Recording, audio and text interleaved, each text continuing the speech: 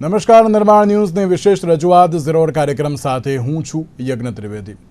દર્શક મિત્રો, ચીનના તિયાનજિન શહેરમાં શાંઘાઈ સહયોગ સંગઠન એટલે કે શાંઘાઈ કોઓપરેશન ઓર્ગેનાઇઝેશન સમિટ ચાલી રહી છે, જે માટે 7 વર્ષ બાદ વડાપ્રધાન નરેન્દ્ર મોદી જે ચીનના પ્રવાસે પણ ગયા છે. રવિવારે ચીનના રાષ્ટ્રપતિ શી જિનપિંગ સાથે ખાસ તેમણે મુલાકાત પણ કરી. બંને નેતાઓએ દ્વિપક્ષીય વાર્તાલાપ પણ કર્યો.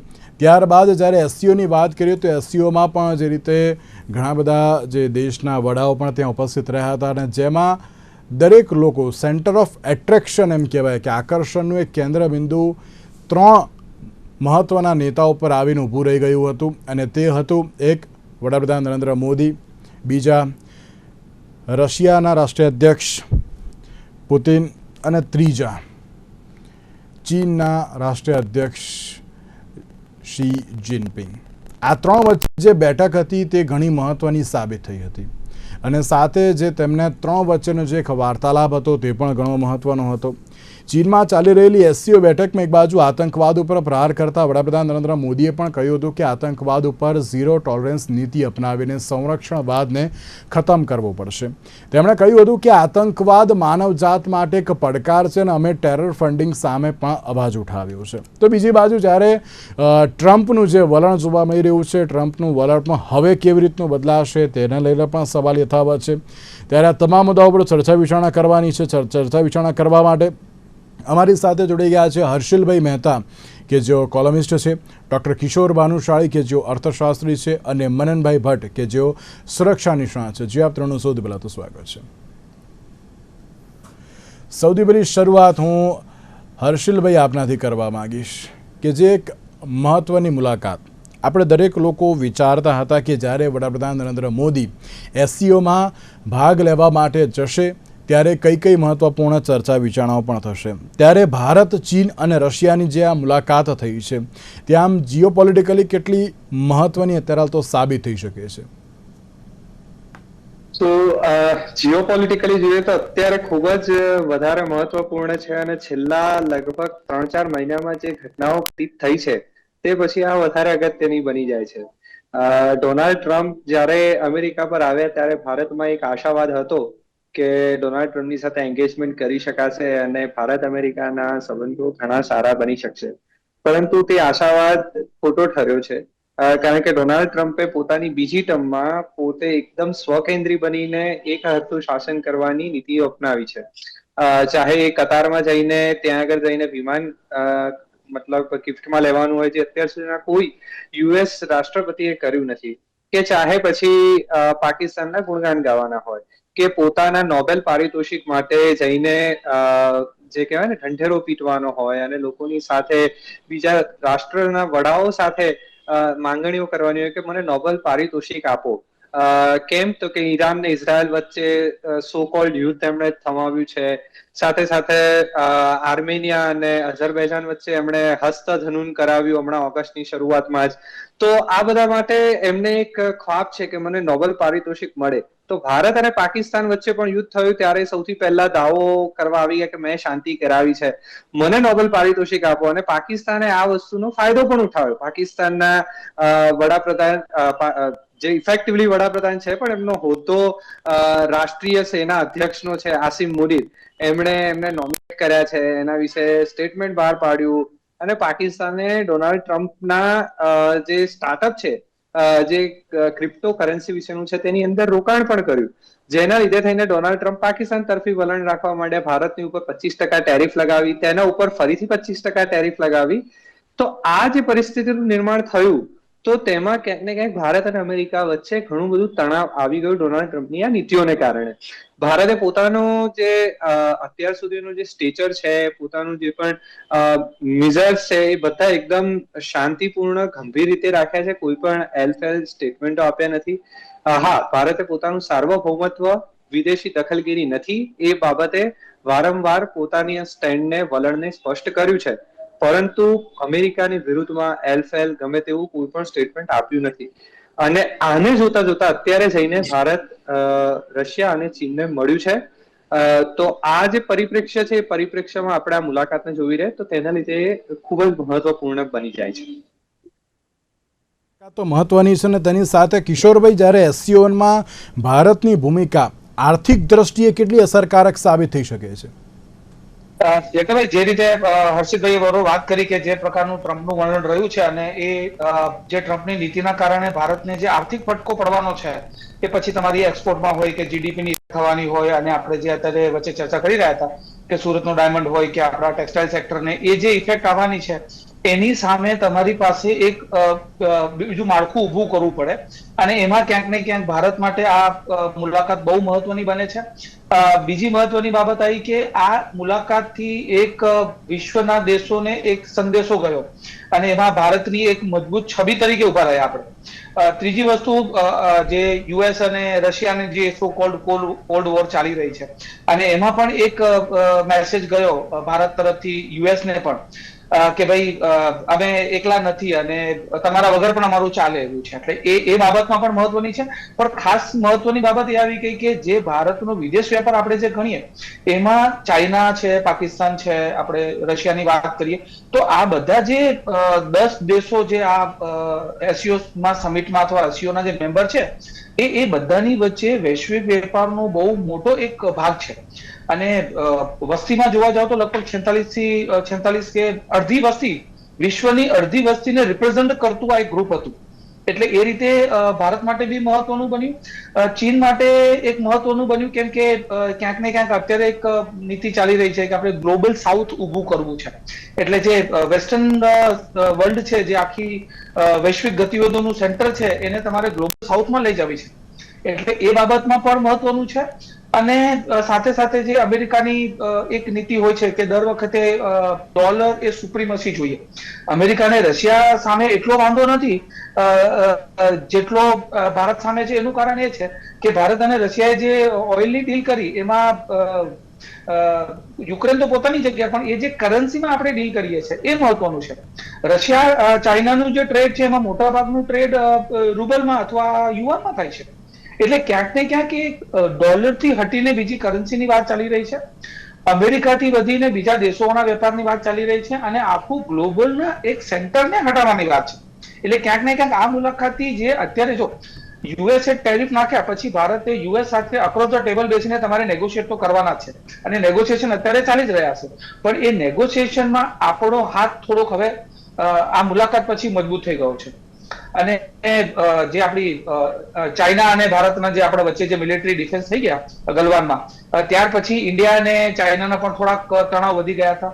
રશિયા સાથે તો આપણું ઓલરેડી રિલેશન છે જ, પણ એ ઇન્ડિયા ચાઇનાના જે ટ્રેડ રિલેશન બગડી ગયા હતા, જે અમુક આપણે એરિયા બંધ કર્યા હતા, અમુક પ્રકારના ટ્રેડની જે ખોટ આવી હતી, એમાં પણ સુધારો થયો છે. એટલે ક્યાંક ને ક્યાંક ભારત માટે તો આ બહુ મહત્વની બાબત છે અને આર્થિક રીતે ભારતને ફાયદો થાય એવી વાત છે.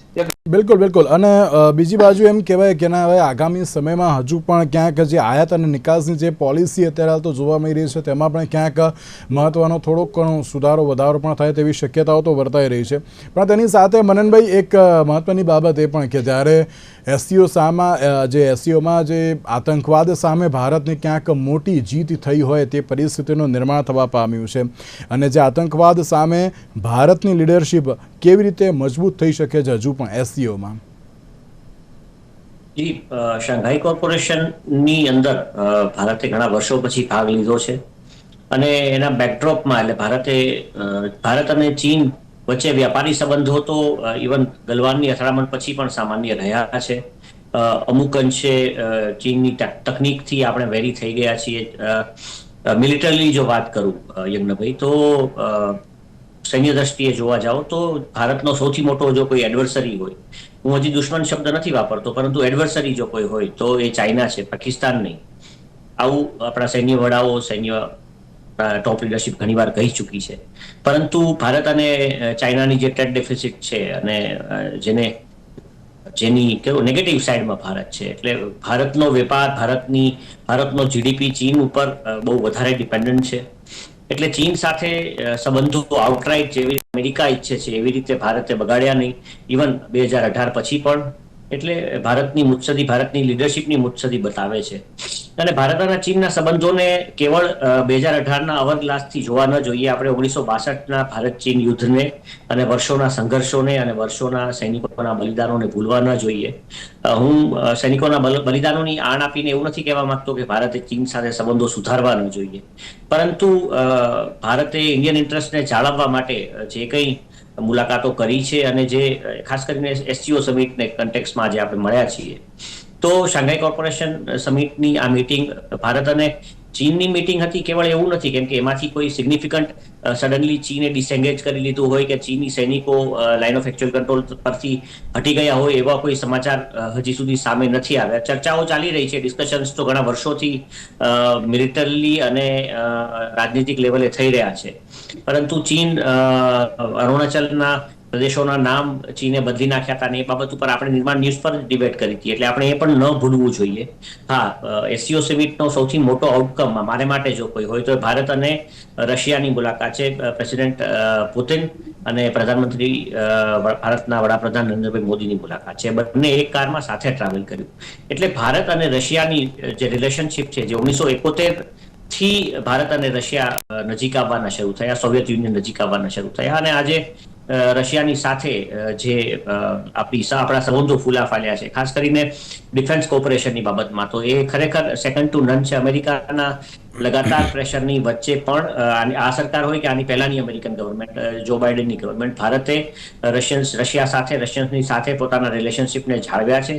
અને મિલિટરીલી જો જ્યારે યુદ્ધોની વાત થઈ હોય, ત્યારે સંઘર્ષોની વાત હોય, ત્યારે રશિયા ભારતના એક અડીખમ મિત્ર તરીકે સાથે ઊભું રહ્યું છે. બિલકુલ, એટલે ચોક્કસ છે. જી જી બિલકુલ બિલકુલ, તમારી વાત સાચી છે કે જ્યારે આપણે રશિયાની હેલ્પ જે માગી હતી કે માગવાની જરૂર પણ ન પડી હતી, અને એમને પણ અત્યારે તો જે રશિયાએ જે ઘણું સારું એવું સ્ટેન્ડ અત્યારે ભારત માટે તો રાખ્યું છે, પણ તેની સાથે હર્ષિલભાઈ આપણે જ્યારે એમ કહેવાય ને કે જો બે સારા એવા મિત્ર મળતા હોય તો ત્રીજાને થોડી ઘણી તકલીફ પણ થતી હોય છે ઘણીવાર.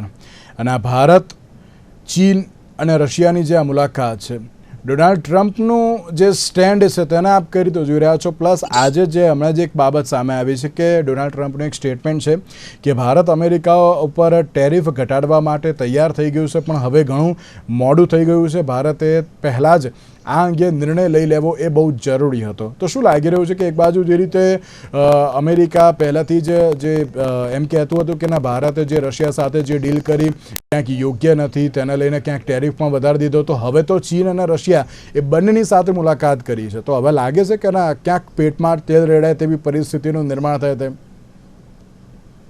એક વસ્તુ આપણે સમજવી એક જરૂરી છે કે ડોનાલ્ડ ટ્રમ્પ જે વ્યક્તિ છે એ પબ્લિકલી જે બોલે છે, એમના જે પણ નિવેદનો બહાર આવતા હોય છે, એ બધામાં ક્યાંય પણ સાતત્ય કે સત્યતા આનો પુષ્કળ અભાવ હોય છે. તેઓ બોલે છે કંઈક, કરે છે કંઈક. પહેલી ટર્મમાં આવ્યા ત્યારે એમ બોલતા હતા કે અમે પાકિસ્તાનની સાથે સંબંધ કટ કરવા માંગીએ છીએ, બીજી ટર્મમાં બી ચૂંટાયા ત્યારે આ કરવા માંગે છે, પણ કરે છે તેનાથી એકદમ વિપરીત. તો આ વસ્તુ સમજવી બહુ જરૂરી છે. ભારતે અગાઉ પણ ડોનાલ્ડ ટ્રમ્પની સાથે એન્ગેજમેન્ટ કર્યું હતું, અને ભારતની તરફથી આવા કોઈ નિવેદનો આવતા નથી, તો આપણે ભારતનું જે સ્ટેન્ડ છે એ સોર્સિસ કે સ્ત્રોત જે હોય તેના થ્રુ જ આપણે જાણી શકીએ છીએ. પણ સોર્સિસ એવું કહે છે કે ભારતે અગાઉ પણ અમેરિકાની ઉપરના ટેરિફ ઘટાડવા માટે રાજી થઈ ગયું હતું, પરંતુ અમુક એવા સેક્ટર જેમ કે કૃષિનું સેક્ટર હોય તેમાં તે રાજી નતું થયું, કારણ કે આપણા ઘણા બધા ખેડૂતો છે, તેનું રોજગાર તેની પર નિર્ભર છે, અને જો ભારત તેના ઉપર ટેરિફ ઘટાડે, અમેરિકન ઉત્પાદોને અહીંયા આગળના બજારમાં ઉપલબ્ધ કરાવે, તો સ્વાભાવિક છે કે ભારતની કૃષિની કેડ ભાંગી જાય, જેવું ભારત ઈચ્છતું નથી.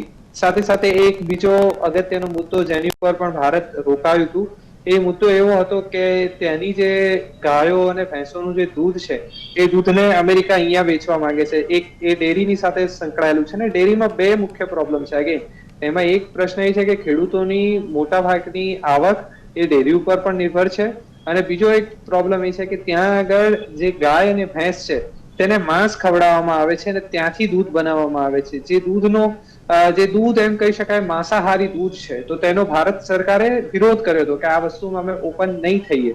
તો આવા જે બ્લોકિંગ પોઈન્ટ્સ હતા એની ઉપર જ અસહમતતા હતી. પરંતુ ડોનાલ્ડ ટ્રમ્પને એવું છે કે એમનું અભિમાન તો રાજા રાવણથી પણ વધારે છે, તો એમને ક્યાંક ને ક્યાંક એમના અભિમાનને, એમના ઈગોને ક્યાંક ઠેસ પહોંચી અને પછી એમણે આવી રીતના બેફામ નિવેદનો આપ્યા. પરંતુ હવે જે રીતની પરિસ્થિતિનું નિર્માણ થઈ રહ્યું છે, એમને ખબર છે કે ભારતને અમેરિકાની જરૂર છે, એના કરતા વધારે અમેરિકાને ભારતની જરૂર છે. કારણ કે ચીનની વિરુદ્ધમાં તમારે જો કોઈ પણ મહાસત્તા જોઈતી હોય, જે ચીનની સાથે સીમા શેર કરતી હોય અને ચીનની સામે મિલિટરીલી પણ ઓપોઝ કરી શકે, તો એ મહાસત્તા માત્ર ને માત્ર ભારત છે. તો આ વસ્તુ ડોનાલ્ડ ટ્રમ્પને અત્યારે સમજાય તેવું મને લાગી રહ્યું છે. અને એમનું અત્યારનું જે લેટેસ્ટ નિવેદન છે, લગભગ 1 કલાક પહેલા એમણે બહાર પાડ્યું, એમાં ખાસી એવી નરમાશ આવી ચૂકી છે. તો મને એમ લાગે છે કે ક્યાંક ને ક્યાંક તેમને વાસ્તવિકતાનું ભાન થયું છે. બિલકુલ.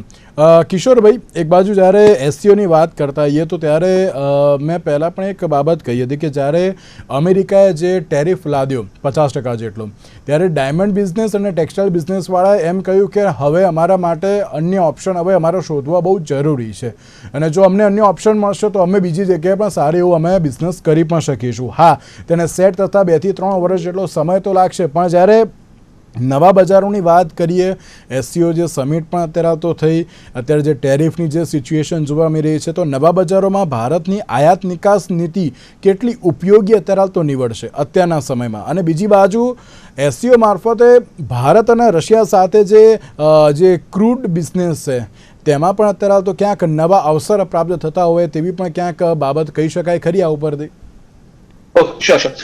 ભારત જયારે સીઓ સમિટ નો પાર્ટ બને છે, તો આ જે એસસીઓ સમિટ છે એ ખાલી ટ્રેડ માટે નથી, એ કોઓપરેશન માટે પણ છે, સિક્યુરિટી માટે પણ છે. અને ભારતે આના થકી એક મેસેજ આપી દીધો છે કે અમારા માટે અમેરિકા સિવાય બીજા બજારો પણ છે, અમેરિકા સિવાય અમારી પાસે કોઓપરેશન પણ છે, અને અમેરિકા પર અમે ડિપેન્ડન્ટ નથી. જ્યાં સુધી ક્રૂડ ઓઇલનો સવાલ છે, તો ભારત રશિયા પાસેથી ક્રૂડ ઓઇલ લે છે, ખાલી એવું નથી. ઓકે, ભારત અમેરિકા પાસેથી ક્રૂડ ઓઇલ લે જ છે, અને આપણી સાર્વભૌમત્વને આપણા દેશને પરિપ્રેક્ષમાં આપણે તો ધ્યાન રાખવું પડે કે આપણને સારી વસ્તુ જ્યાંથી મળે એ લઈશું આપણે. અને રશિયા સાથેની આપણી જે ઓઇલની ડીલ થઈ એમાં નક્કી થયું છે કે આપણે ડોલર સિવાયની બીજી કરન્સી રશિયા એક્સેપ્ટ કરવા તૈયાર છે. એટલે અમેરિકાને પેટમાં ત્યાં તેલ રડાયું છે. અને બીજું, ચાઇના સાથે અમેરિકાને ખબર છે કે ચાઇના સાથે ઇકોનોમિક વોર અમેરિકા નહીં જીતી શકે. એનું કારણ છે કે અમેરિકાની જે કુલ આયાતો હશે એમાં મોટા ભાગની આયાતો એટલે 30 થી 35% અમેરિકન ઇમ્પોર્ટ ચાઇનાથી છે. અને ચાઇના એ ડોલરનું મોટું ભંડોળ છે. એટલે ચાઇના કાલે એમ વિચારે કે મારી પાસે જે 4.5 ટ્રિલિયન ડોલર પડ્યા છે એમાંથી હું 25% ડોલરની માર્કેટમાં વેચું છું, તો ગ્લોબલ માર્કેટમાં ડોલરની વેલ્યુ તૂટી જાય એવી તાકાત ચાઇના પાસે છે. અને ભારતને ખબર છે કે અને ઇન્ડિયા ચાઇનાના ટ્રેડ રિલેશન છે. ચાઇના અમેરિકા પછી ભારતનું સૌથી મોટો ઇમ્પોર્ટમાં તો સૌથી વધારે આપણે ચાઇનાનું ઇમ્પોર્ટ છે આપણું. બિલકુલ, આપણે ઇમ્પોર્ટ માટે પણ ચાઇના પર ડિપેન્ડન્ટ છે. એટલે ઇન્ટરડિપેન્ડન્સની વાત છે. ડિફેન્સ માટે રશિયા પર છે, તો ઓઇલ અને ડિફેન્સ આપણને રશિયા કામ લાગશે. પણ કિશોરભાઈ એક બાબતને એમ પણ કહી શકાય ને કે જે અત્યારે હાલની જે આ પરિસ્થિતિ છે, આ માત્ર ટેરિફ ઇન્ડિયા ઉપર જ નથી લાગ્યો, દરેક દેશ ઉપર અત્યારે તો લગાડ્યો છે. તો દરેક દેશ અત્યારે ક્યાંક એમ વિચારતા પણ હોય કે ના આપણે હવે ભારત સાથે ટ્રેડિંગ કરવા જઈએ કે ના પછી અન્ય કોઈ દેશ સાથે જઈએ. એટલે જે આ બેઠક છે ચોક્કસ એમ કહેવાય કે ના લોકો હવે ઓપ્શન શોધતા ક્યાંક હવે થઈ જશે કે ના આ દેશ સાથે અત્યારે તો આગળ વધવું જરૂરી, અને તેમાં પણ ભારતનું જે પલડું છે સૌથી વધારે ભારી છે. ભારી એટલા માટે કરાય બે રીતે કે બીજા દેશો માટે ભારત એક મોટું બજાર છે. બીજું, બીજા દેશની કંપનીઓ માટે ભારત આપણે લો કોસ્ટ લેબર સપ્લાયર છે. એટલે ચાઇના પછી કદાચ કોકને માર્કેટ અથવા બજાર જોઈતું હોય, પછી ઉત્પાદન કરવા માટે હોય કે ઉત્પાદનો વેચવા માટે હોય, તો ભારત એક મોટા બજાર તરીકે અવેલેબલ છે. એટલે નેચરલી એ લોકો વિચારશે જ ને. બિલકુલ. પણ આ સમિટ થ્રુ આપણે ભારત અને રશિયાએ ચાઇનાએ ભેગા મળીને અમેરિકાને એક સ્ટ્રોંગ મેસેજ આપ્યો છે. અને ડોનાલ્ડ ટ્રમ્પનું જે હમણાં નવમ વલણ આવ્યું છે, તો કદાચ કાલ સવાર સુધીમાં બીજા 2-4 સ્ટેટમેન્ટ આવી જશે. બિલકુલ. એટલે સવાલ એ છે કે ના હવે ડોનાલ્ડ ટ્રમ્પનું વલણ કેવી રીતનું હશે તેમ. મનનભાઈ, એક બાબત જે તમે ભારત અને રશિયાની જે વાત કરી, તો એસસીઓના સિક્યુરિટી કોઓપરેશનથી ભારત અને રશિયા ડિફેન્સ પાર્ટનરશિપને કેટલું બળ મળશે? જી ડેફિનેટલી, ભારત અને રશિયાની ડિફેન્સ પાર્ટનરશિપ એ કોઈ મલ્ટીલેટરલ ઓર્ગેનાઇઝેશન સાથે કનેક્ટેડ હોય એવું હું નથી માનતો. ભારત અને રશિયાની defence partnership is a bilateral issue. Bharat અને રશિયા બહુ જૂના મિત્રો છે અને દરેક યુદ્ધોમાં ભારતને રશિયાએ સહાય આપી છે. વળી ડિફેન્સ તો નહીં, પરંતુ બીજી ઘણી બાબતોમાં ભારતે પણ રશિયાને, જ્યારથી રશિયા યુક્રેન સાથે યુદ્ધ થયું છે, ભારતે રશિયાને સહાય કરી છે. એટલે બંને દેશો વચ્ચેની જે બાયલેટરલ રિલેશન છે, દ્વિપક્ષીય જે મિત્રતા છે, એ મિત્રતા કોઈ ત્રીજા દેશની મોતાજ નથી. પરંતુ રશિયા જ્યારથી આ રશિયા યુક્રેન વોર શરૂ થઈ ત્યારથી રશિયાનું પાઇવોટ જે છે એ ચીન તરફ બહુ વધ્યું હતું. અને રશિયા, ચીન અને પાકિસ્તાન આ 3 દેશો જો એક થઈ જાય તો ભારત માટે, જુઓ, આને એસસીઓ સમિટને કેવલ આપણે એમ માનીએ અને એક જ એંગલથી ડિસ્કસ કરીએ કે ના, ભારત ટ્રમ્પના વલણને લીધે ભારત ચાઇના તરફ પાઇવોટ થઈ રહ્યું છે, એવી રીતે જોવાની જરૂર નથી. એ ચશ્માથી ભારતના એસસીઓ સમિટના મુલાકાતને જોવાની જરૂર નથી. ભારતનું એક ઓલ વેધર ફ્રેન્ડ છે અને રશિયાની એસસીઓ સમિટમાં હાજરી અને રશિયાનું જરૂરિયાતને લીધે ચીન તરફ પાઇવોટ થવું બહુ વધારે ભારત માટે, જો રશિયા ભારતથી દૂર થઈ જાય, ભારત અને રશિયાની રિલેશનશિપ, કેમ કે ચીન અને પાકિસ્તાન અને રશિયા એવી ધૂળી ઊભી થાય તો ભારત માટે ઘણી મુશ્કેલી ઊભી થાય. અને એક એવા મિત્રને ગુમાવે કે જે હંમેશાથી બંને દેશો એકબીજાના બહુ વર્ષો જૂના મિત્ર રહ્યા છે અને રશિયા હંમેશાથી એક જવાબદાર અને મુશ્કેલીના સમયે સાથ આપે એવો એક પાર્ટનર મિત્ર દેશ રહ્યો છે. એટલે રશિયા સાથે આવા મલ્ટીલેટરલ જે ફોરમ્સ હોય, પછી એ બ્રિક્સ હોય કે પછી આ એસસીઓ હોય, શાંઘાઈ કોર્પોરેશન હોય, આ બધાની અંદર ભારતની હાજરી અને રશિયાને શું એની જરૂરિયાત છે, આ બધી મિટિંગોમાં ઘણા બધા મોટા ડિસ્કશન્સ થતા હોય છે. મલ્ટીલેટરલ ડિસ્કશન્સ ઉપરાંત બાયલેટરલ મિટિંગ્સ પણ થઈ છે, આપણે જોયું. એટલે જાપાન અને ભારત હોય કે પછી જાપાન અને રશિયા હોય, આ બધા દેશો સાથેની આપણી મિત્રતા જળવાઈ રહે એ માટે પણ આંતરરાષ્ટ્રીય ફોરમ્સમાં આપણી હાજરી, મુલાકાતો બહુ જરૂરી છે. અને ભારત અને રશિયાની જે રિલેશનશિપ છે એ અત્યારે રશિયા જે રીતે ચીન સાથે સંબંધો કેળવ્યા છે, એ શું છે કે જરૂરિયાતથી ઉદ્ભવેલા સંબંધો છે. જ્યારે ભારત અને રશિયાના સંબંધો છે એ સોવિયત યુનિયનના સમયથી ઐતિહાસિક રહ્યા છે અને એ સંબંધોને લીધે જ આજે ભારતે અમેરિકા સામે જો સ્ટેન્ડ કંઈ લીધું હોય કે અમેરિકા સામે આપણે જો આજે ઇવન 1971ના યુદ્ધમાં પણ અમેરિકા જ્યારે પાકિસ્તાનની વારે આવ્યું હતું ત્યારે પણ રશિયાના સંબંધોને લીધે જ અમેરિકા ક્યાંક ને ક્યાંક ડિટરન્સમાં આવ્યું હતું. એટલે એટલું ચોક્કસ છે કે આને એસસીઓ સમિટને હું કેવળ ભારત અને ચીન ની વચ્ચેની સમિટ તરીકે ન જોતા, આપણે જોયું કે નેપાળના વડાપ્રધાન ઓલી, એમની સાથે પણ ભારતના પ્રધાનમંત્રીશ્રીએ મુલાકાત કરી. એટલે આ એક મલ્ટીલેટરલ ફોરમ છે કે જેની અંદર ભારતની હાજરી અને ચીન સાથેના સંબંધોમાં કંઈક સુધારાની આશા જાગી છે. એટલું ચોક્કસ છે કે ભારત એક એવો દેશ છે, એક એવો નેશન છે કે જેને એક તરફ ન્યુક્લિયર આર્મ્ડ એટલે કે આણ્વિક શક્તિ વડે રત એવું પાકિસ્તાન દેશ છે, જેની પાકિસ્તાન નામનો આતંકી રાષ્ટ્ર છે, જેની પાસે આણ્વિક શસ્ત્રો છે. બીજી તરફ ચીન છે, એક બહુ મોટો એડવર્સરી છે વિશ્વનો અને ભારતનો પણ, અને જેની પાસે પણ આણ્વિક શસ્ત્રો છે. આવા ભારતને આ બધા દેશોની સાથે કહે છે ને કે હમારી સબસે હે દોસ્તી ઓર કિસી સે बैर નહીં. તો આ બધું ખાંડાની ધારે બેલેન્સ કરીને ચાલવાનું છે. વૈશ્વિક રાજકારણ બહુ અઘરું હોય છે. આપણે થોડા દિવસ પહેલા બોયકોટ ચાઇનાની વાત કરતા હતા અને અત્યારે બોયકોટ અમેરિકાની વાત, બોયકોટ અમેરિકાના પોસ્ટર, રાજકોટ મ્યુનિસિપલ કોર્પોરેશનના વિદેશી વસ્તુઓનો બહિષ્કાર કરો એવા પોસ્ટર અમેરિકા તો નહીં, સ્પેસિફિક રાજકોટ મ્યુનિસિપલ કોર્પોરેશનના મેયરના બંગલો પર લાગ્યા છે. એટલે સોશિયલ મીડિયાના વાતોથી અને એમાં જે પ્રવાહો ચાલે છે એનાથી બહુ બહેકી ન જવું. ભારતે ખરેખર છેલ્લા 11 વર્ષથી એક બહુ મોટા સ્ટેટ્સમેન ભારતના વડાપ્રધાન તરીકે આપણને મળ્યા છે, આપણે ચૂંટીને મોકલ્યા છે અને આપણે ભરોસો રાખવાનો છે કે ચીન હોય કે અમેરિકા હોય કે રશિયા હોય કે પછી યુક્રેન હોય, આજે એક બીજી ખબર પણ જાણવા મળી કે જે તેલ આપણે રશિયા પાસેથી ખરીદીએ છીએ એ ડીઝલ યુક્રેનને સૌથી મોટો ડીઝલનો સપ્લાયર કોઈ હોય તો એ ઇન્ડિયા છે. એટલે એ જ રશિયન ડીઝલ યુક્રેન પાસે જઈ રહ્યું છે. એટલે આ બધું છે ને સર્કલ ઓફ લાઈફ છે અને ગુજરાતી તરીકેનો ધંધો કહે છે ને એના ફેસ વેલ્યુ ઉપર સાચું માનવું નહીં. પાક્કા ગુજરાતી તરીકેનો ધંધો થાય છે જ્યાંથી નફો મળે ત્યાંથી લેવા માટે ભારત તૈયાર છે. ગુજરાતી વડાપ્રધાન હોવાનો આ જ ફાયદો છે. બિલકુલ બિલકુલ સાચી વાત છે. અને તે જ પ્રમાણેની જે આ પરિસ્થિતિ તો છે એસસીઓ બેઠકમાં, જે ભારતની ક્યાંક જે જીત તો અત્યારે હાલ જોવા મળી રહી છે, પરંતુ હવે આગામી સમયમાં કેવા પ્રકારની પરિસ્થિતિ સર્જાશે તેને લઈને પણ સવાલ ઉઠાવે છે. હજુ પણ આતંકવાદ ઉપર ભારતનું જે એક સખત સ્ટેન્ડ પણ છે.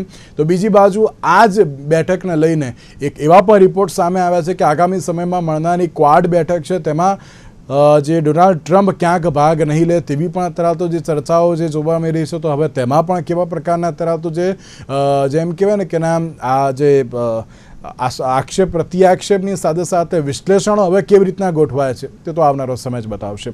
હર્ષિલભાઈ, કિશોરભાઈ, મનનભાઈ, આપ ત્રણનો આભાર અમારી સાથે આ ચર્ચા વિચારણામાં જોડાવા માટે. તો દર્શક મિત્રો, આજના વિશેષ કાર્યક્રમમાં મને આપશો રજા. નમસ્કાર.